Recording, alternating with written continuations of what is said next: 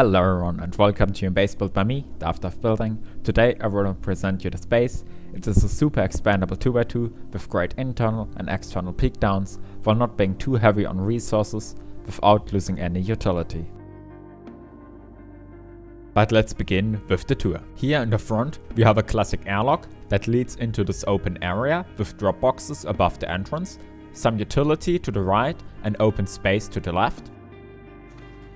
Going down this garage door, we get to the core where we find our starter unit. Here we have space for up to 8 bags, a loot room of your choice, a tier 3 and some more utility of your choice, as well as a classic unlootable TC room. If you don't know it already, I will link to it in the top right corner. Above this we have some living area with loot rooms hidden behind some windows. Next to that a jump up with another half loot room on the bottom.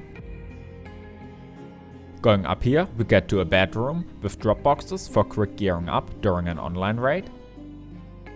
Around this, we have our internal peak downs that allow you to look into the space between shell and core. Half a layer above that, we get to our external peak downs. These, at least in my opinion, are the main attraction of the base, as they give great angles to fight off raiders, while also allowing you to get into cover. For them I used a combination of the classic triangle roof peaks as well as a creation of my own for these corners that would usually be a weakness in such a design. Going up one of these we get to a roof access with Heligarage and a space to put a really high windmill.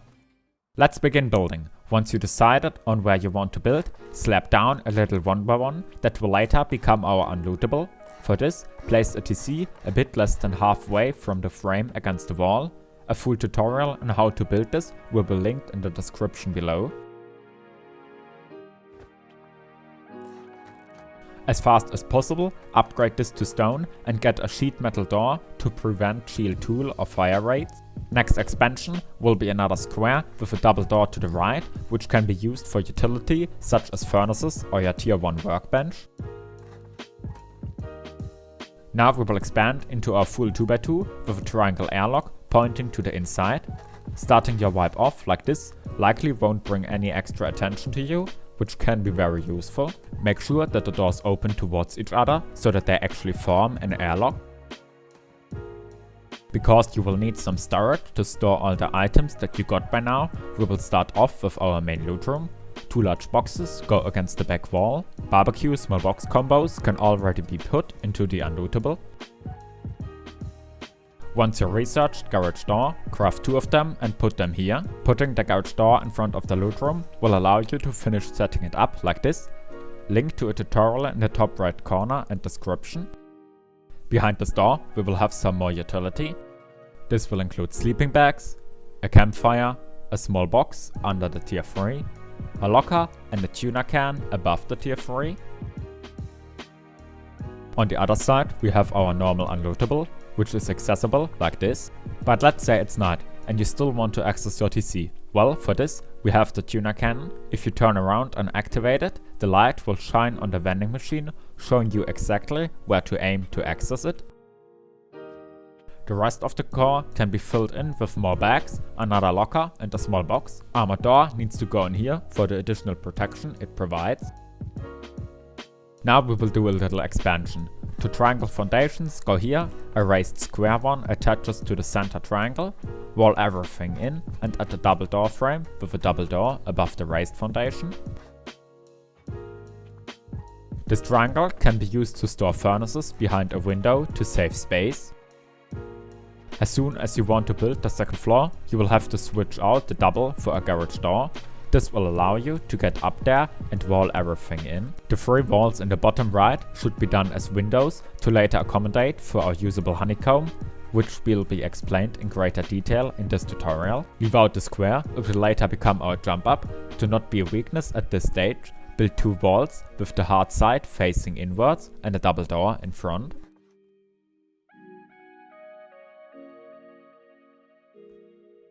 To safely access our newly built second floor, we will need to create a bigger entrance. Add 2 triangle foundations on the side of the square one and upgrade them to stone.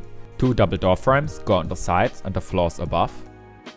2 windows with a double door in the center will go on the 3 parts. With a triangle here, your entrance is ready and your base is safe, at least for now. But of course, this will leave you very vulnerable to door campers, so we will add this little extra compartment with more windows and an airlock. Half walls go on top here to create a little space that can be used for drop boxes.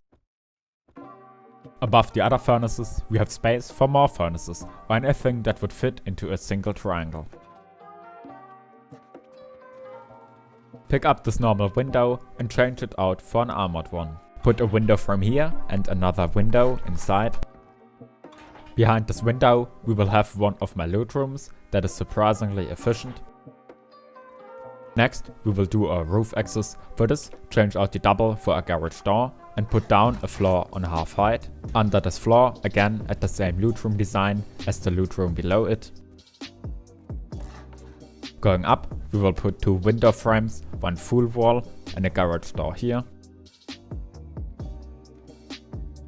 Again, using every piece of space we have, we will add a half wall here to make space for more boxes. Additionally, 2 drop boxes go over and under the floor. Building out, we will create a little safe space in the shooting floor to hide from raiders and also have some bedrooms that use drop boxes as storage for gear sets. If you want, you can do a garage door in front of the beds for easier movement, but I prefer a double door for the speed at which it opens and closes, which can be helpful during a raid. Back in the core, we will now upgrade the walls, foundation and floor to metal, as well as all blocks of the unlootable to armored. Don't forget that before building this window loot room, you need to upgrade the floor below it or simply spawn inside the unlootable and upgrade everything from there. The things that can't be upgraded from the inside, we will now upgrade from the outside.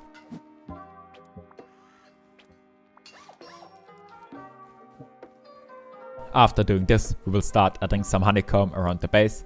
This can be left stone for the most part. Only the parts next to the unlootable need to be metalled. Pick up the window and put on some boxes to later more easily access the boxes of the loot room we are gonna build here. Build a little room of 2 triangles with a half height floor. 2 boxes go under and 2 boxes go above. Leave it open during the day, and when you get offline, place down the windows again, but don't forget to repair them. Another room goes here, this time made of 3 triangles. The 2 further away will become another 4-box loot room. The triangle we are standing in at the moment will house our large battery if you're going to do any kind of electrics. Finishing the second floor, we will add a double door here. Leaving out this floor and using a triangle ladder hatch instead might be helpful, as it creates an additional airlock to look at the entrance and also gives faster access to the shooting floor.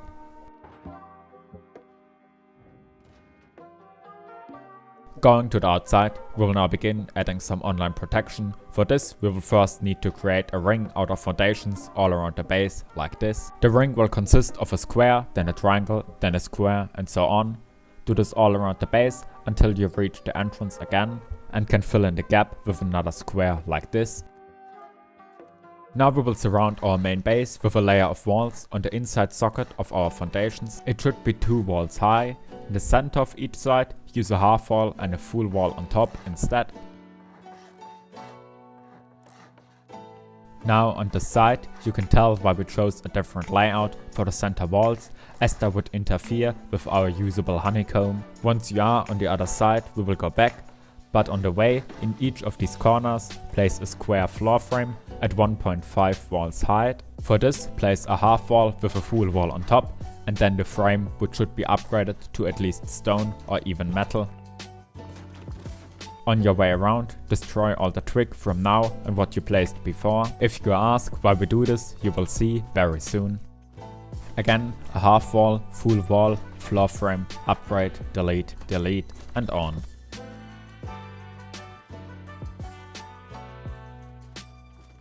Once you're done with that, go to the inside, up into the shooting floor. Here we will finish our ring of walls that were inaccessible before. Next we will build our internal peakdowns. These will consist of 5 floor triangles on every side of the 2x2, together with the walls that we placed around this before. We will create little gaps in the floor from which we can engage into combat with the raider. Having done that, we will now start working on our external peaks. For this, start with a triangle floor, followed by a square floor frame and another triangle floor. Repeat this all around the base, always triangle, square, square. After you are done with this, go the same way again, this time with windows all around the perimeter. Search for the side opposite to each other without the ladder hatch, and place 2 half walls across the 2x2 in that orientation. On these, place 6 triangle floor frames to form a circle above our square. 2 frames, one on each side of these gaps, will be necessary for stability of our shooting floor. Now with these we can cover in the entire roof with floors that we will all upgrade to stone. Now that there is some free time and it's time to talk, I wanted to ask you guys to give me some feedback on the base and the video in the comments down below. Here under our square frames in the center we will place double door frame for stability. On the lower part of the wall put a triangle roof piece and upgrade it to metal. This will create some awesome peakdowns to protect our base with. Do the same on all other sides. Reaching the roof might become a little hard, so having a ladder on hand for this can be helpful. These frames here aren't necessary, but I like them as they increase the stability of the shooting floor so it won't crumble on us during an online raid. Here you can see the peaks that these give, and as you can see you can't fall out of them, well, at least on this side. On the left side the model of the roof changes, so you can fall down here. To prevent this, we will put down a double door in this frame. This will make the gap small enough so you won't be able to fall through it anymore. Knowing that, we will place embrasures all around the base and double doors to the left of all the roofs. Knowing that, we will place embrasures all around the base and double doors to the left of all the roofs. You don't need to have embrasures in these floors, as the roofs will give enough cover on their own and stop people from laddering in.